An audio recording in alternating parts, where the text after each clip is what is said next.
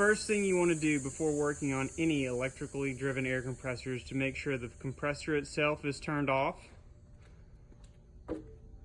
the power to the compressor is turned off, and if possible, that the air compressor is unplugged from the power service.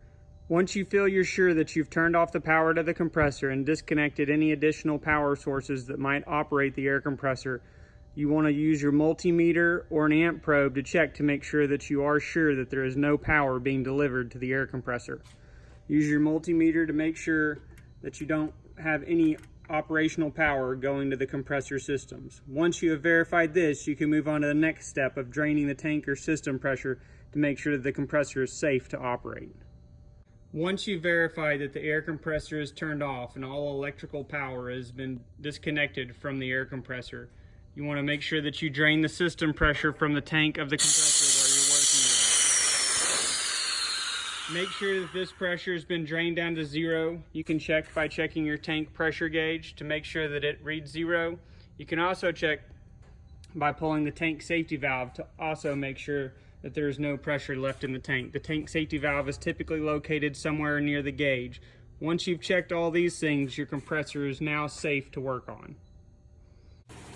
We are now going to look at changing the thermal valve on the EVO1NK, NK30, NK31 air ends. Both thermal valves are the same and have the same hold downs. With a pair of standard snap ring pliers, you can remove the snap ring that holds the hold down cap in. Be careful as you remove the snap ring, as the thermal valve is spring loaded. You can now pull out the thermal valve to inspect and or replace it.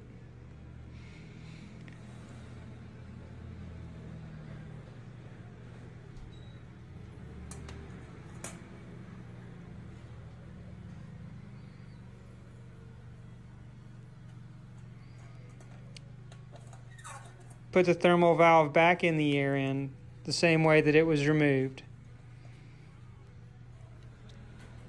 with a little bit of pressure to put the cap back in and then replace the snap ring.